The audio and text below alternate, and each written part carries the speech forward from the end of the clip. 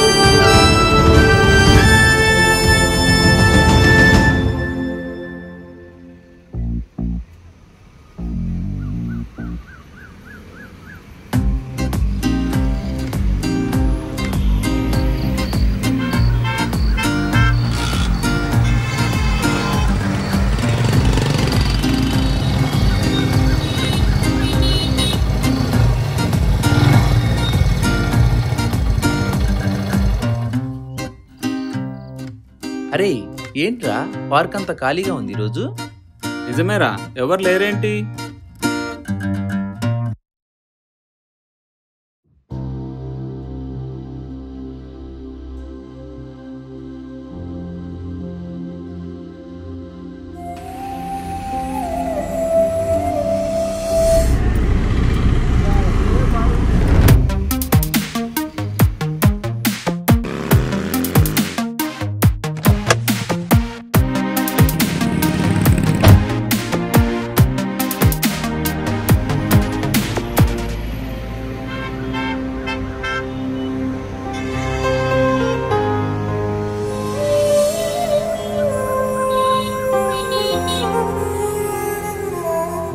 నేనెందుకు డబ్బున్నోడుగా పుట్టలేదు?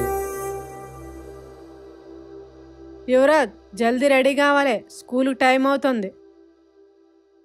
రెడీ అవుతున్నా కదమ్మా. స్కూల్కి వెళ్ళినట్టు కాదు, బాగా చదువుకోవాలి.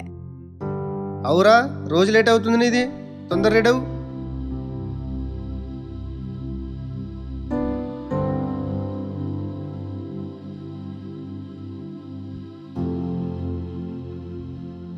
నాన్న, ఏ నాయనా? స్కూల్ ఫీజు కట్టలేదని, బుక్స్ కొనలేదని మా క్లాస్ టీచర్ నన్ను క్లాస్ బయట నిలబెట్టింది నాన్న. ప్లీజ్ నాన్న, నాకు త్వరగా బుక్స్ కొని స్కూల్ ఫీజు కట్టండి నాన్న. మా ఫ్రెండ్స్ ముందర నాకు చాలా చిన్నతనంగా ఉంది.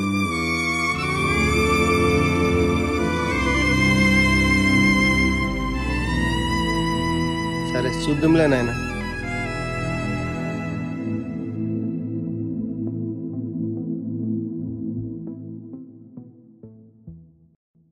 ఆహా, ఈ చెట్లు, ఈ గాలి ఎంత ఆనందంగా ఉందిరా. ఆనందమే కాదురా, ఇలాంటి ప్లేస్లో ఆరోగ్యం కూడా బాగుంటుంది.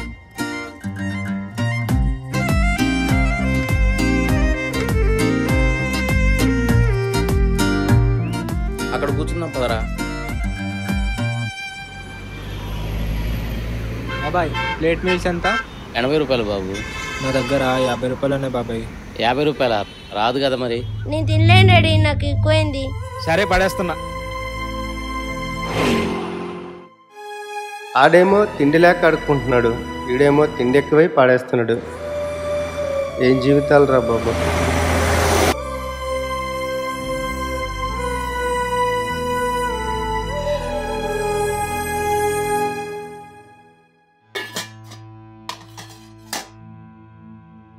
బులే కూర ఏం చేయలేదు మీనా? కూరగాయలు ఏమీ లేవండి, రాత్రి చేసిన పచ్చడే ఉంది. ఏ అదొకటి.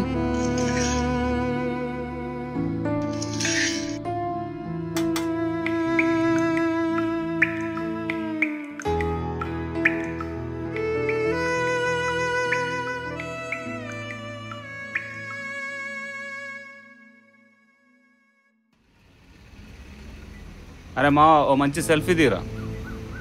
అరే అందరూ ఒకసారి కెమెరా చూడండి.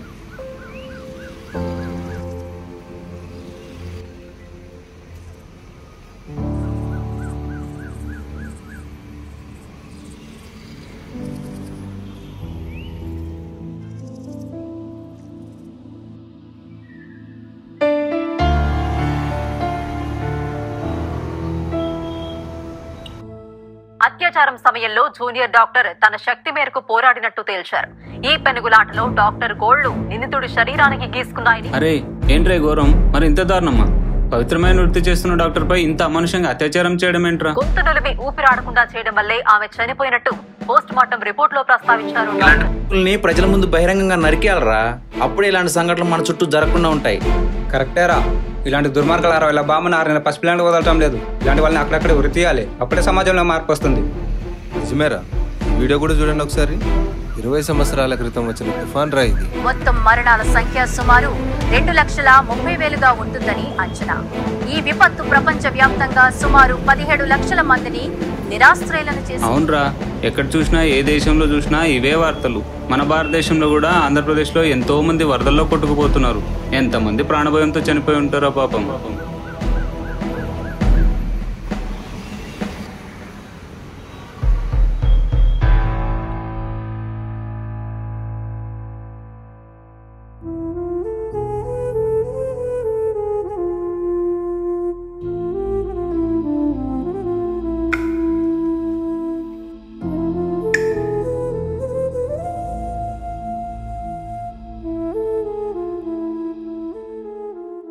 ఏవండి, ఇంటి వానర్ వచ్చి 2 నెలలుగా కిరాయి కట్టలేదని గట్టిగా అరిసి వెళ్ళాడండి.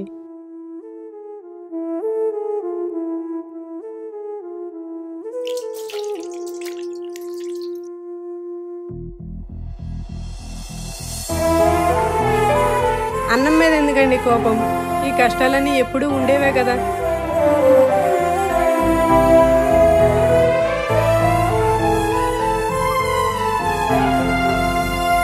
దేవుడు ఏదో ఒక రోజు ఈ కష్టాలన్నీ తీరుస్తాడండి. దేవుడి పేరు ఎత్తకసలు. ఆ దేవుడు అనేవాడు ఉంటే మనకెందుకు ఈ పరిస్థితి? మనం ఏం పాపం చేసామో దళితులు కానీ పేదవాని కానీ పుట్టించాడు. ఆ దేవుడే ఉంటే ఒక పేదవాని కానీ ఒక ధనవంతుని కానీ పుట్టిస్తాడా? ఇంత పక్షపాతంగా మనుషులు పుట్టిస్తాడా దేవుడు? ఒకరికి రాజభోగాలు, ఒకరికేమో ఆకలి దెప్పలా. దేవుడు లేడు పాడలేడు.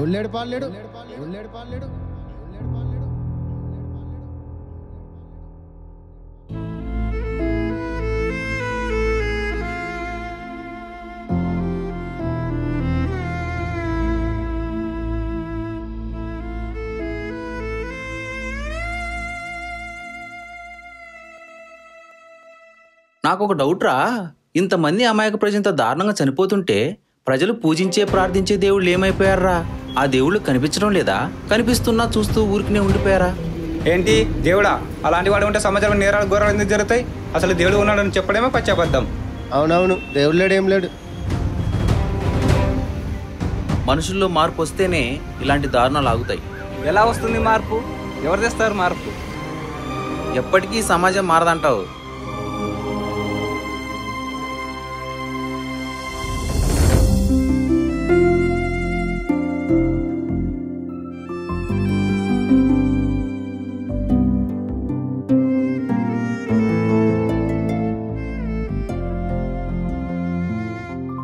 దేవుడు ఎవరు? దేవుడు ఎవరు?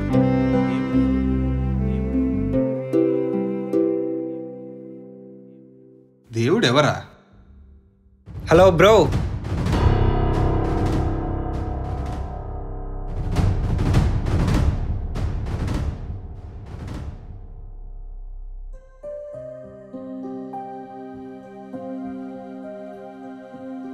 దేవుడు ఎవరు కాదు, అసలు దేవుడు ఉన్నాడు చెప్పు ఫస్ట్.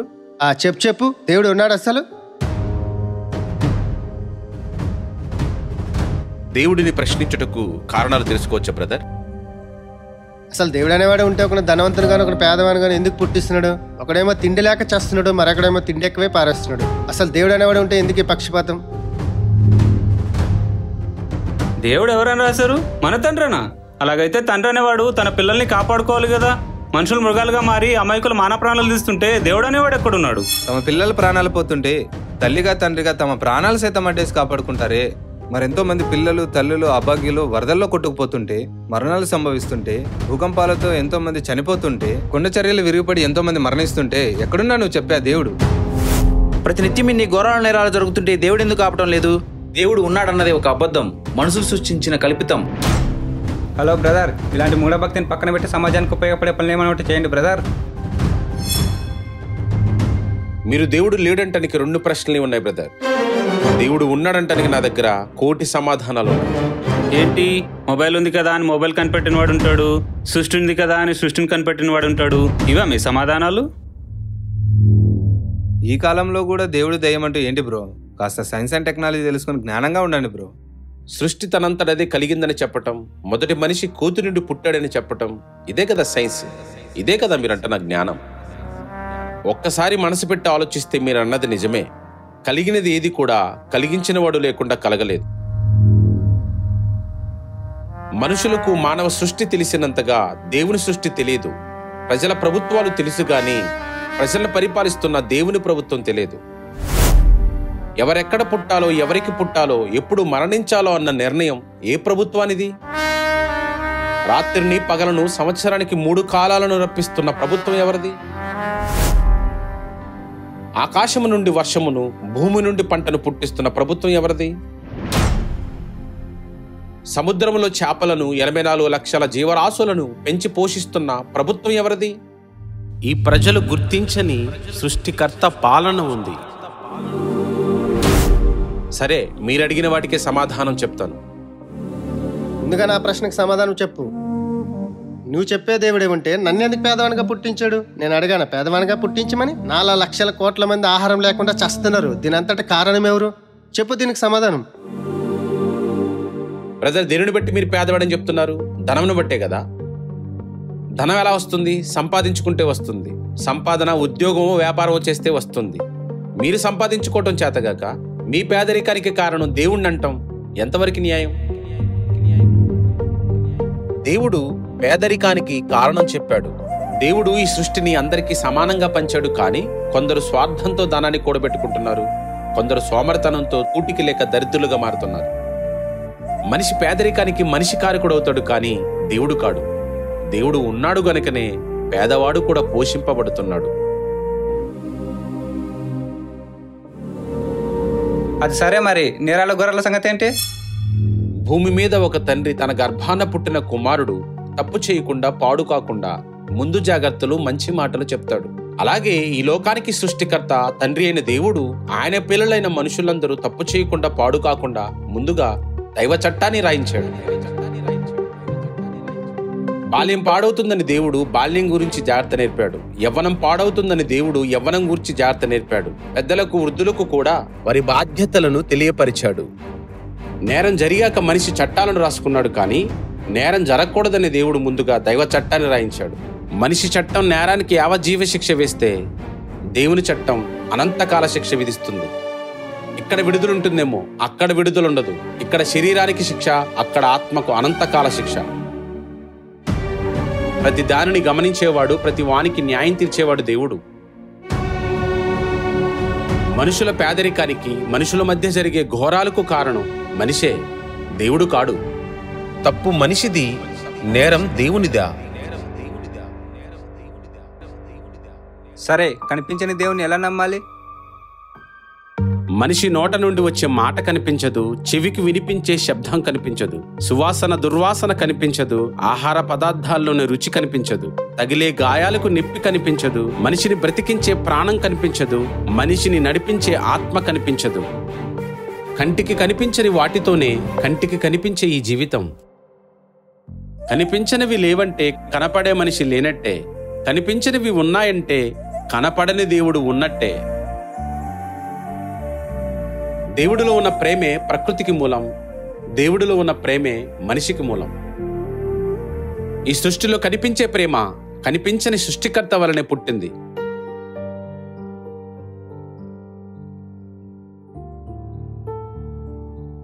బ్రదర్, ఈ సృష్టి కలగడానికి సైన్స్ బిగ్ బ్యాంగ్ థియరీ చెప్పింది, అది తప్పంటారా? Big bang థియరియా? ఒక సత్యాన్ని దాచిపెడుతూ ఒక పచ్చి అబద్ధాన్ని థియరీగా రాసి ఈ ప్రపంచానికి నేర్పిస్తున్నారు. విస్ఫోటనం జరిగితే వినాశనం కనిపిస్తుంది, కానీ సువిశాలమైన ఈ సృష్టి కలగదు. క్రమం తప్పకుండా తిరిగే ఈ సృష్టి విస్ఫోటనం వల్ల కలిగిందా? భూమి, సముద్రంలో పుట్టుకొస్తున్న సకల జీవులు ప్రేలుడు వలన కలిగాయా?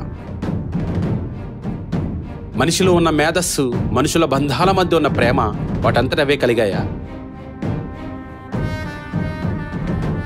దేవుణ్ణి చూడకపోయినా, చూసినవాడు లేకపోయినా నమ్మాలంటావు. దేవుణ్ణి చూసినవాడు, చూపించినవాడు ఒకే ఒక్కడున్నాడు. అవును, ఒకడున్నాడు. ఇప్పుడు మనం రాస్తున్న కాలానికి ప్రారంభికుడు, తన బ్రతుకులో ఈ మానవ సమాజానికి దైవాన్ని చూపిన కారణజన్ముడు, ఆయనే శకపురుషుడైన క్రీస్తు, దేవుని కుమారుడు, లోకరక్షకుడు. పాపిని ప్రేమించి ప్రాణం పెట్టిన ప్రేమామయుడు. దేవుడు ఉన్నాడంటానికి క్రీస్తు ఒక్కడే సాక్ష్యం. క్రీస్తు ఉన్నాడంటానికి బైబిల్ ఒక్కటే సాక్ష్యం. బైబిల్ ఒక్కటే సాక్ష్యం. బైబిల్ ఒక్కటే సాక్ష్యం.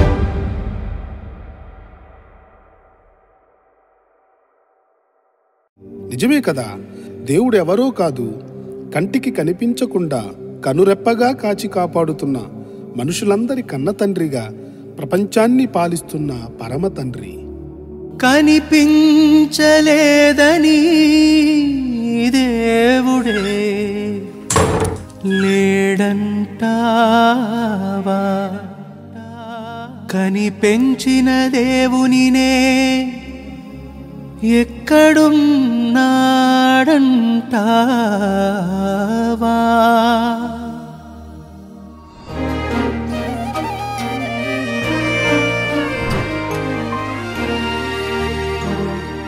పాలించు తండ్రివి, మము పరిపాలించు పరిశుద్ధునివి.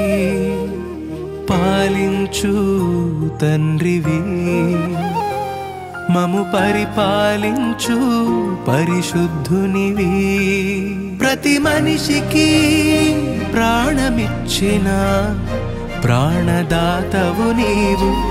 ప్రతి జీవికి ఆహారమిచ్చు అన్నదాతవు నీవు. నీతి న్యాయము జరిగించు న్యాయస్థానము నీవు. తప్పుకు శిక్షను అమలు పరచు పరలోక చట్టము నీవు. మనుషులు గుర్తించని పాలన నీది, శాశ్వతమైన ప్రభుత్వమే నీది. ప్రతి మనిషిని గమనించు పాలన నీది, పక్షపాతమే లేని ప్రభుత్వమే నీది.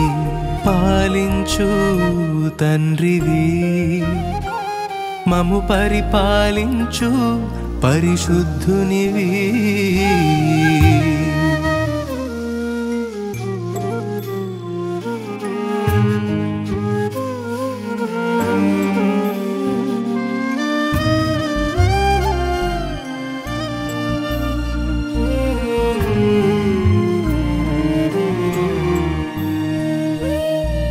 నేలను తడుపుటకు నింగిని నీటితో నింపావు.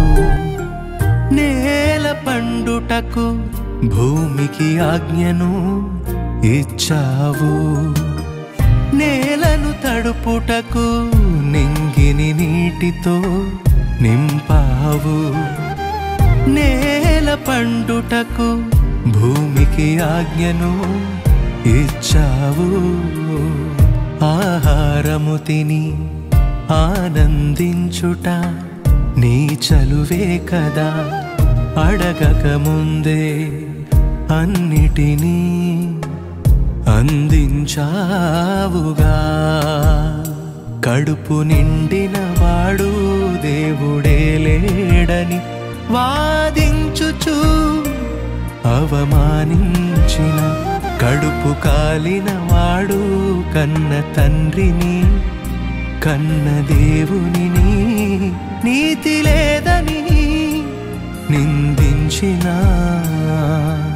పాలించు తండ్రివి మము పరిపాలించు పరిశుద్ధునివి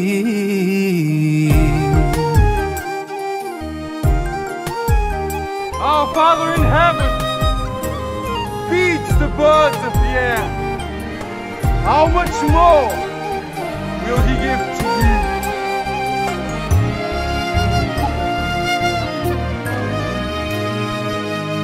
పాపము మాపుటకు పరిశుద్ధునిని పంపావు సత్యము తెలుపుటకు పరిశుద్ధాత్మను ఇచ్చావు పాపము మాపుటకు పరిశుద్ధునిని పంపావు సత్యము తెలుపుటకు పరిశుద్ధాత్మను ఇచ్చావు రక్షణనిచ్చి ఆదరించుట నీ కృపయే కదా అన్నీ తెలిసిన దుష్టులపై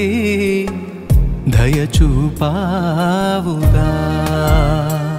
ప్రాణమునిచ్చిన ప్రభువును లేడని వాదించుచూ అవమానించిన ప్రాణము కాపాడే సత్యమును సువార్తికులను నీతి లేదని నిందించిన పాలించు తండ్రివి మము పరిపాలించు ప్రియ తండ్రివి పాలించు తండ్రివి మము పరిపాలించు ప్రియ తండ్రివి ప్రతి మనిషికి ప్రాణమిచ్చిన ప్రాణదాతవు నీవు ప్రతి జీవికి ఆహారమిచ్చు అన్నదాతవు నీవు నీతి న్యాయము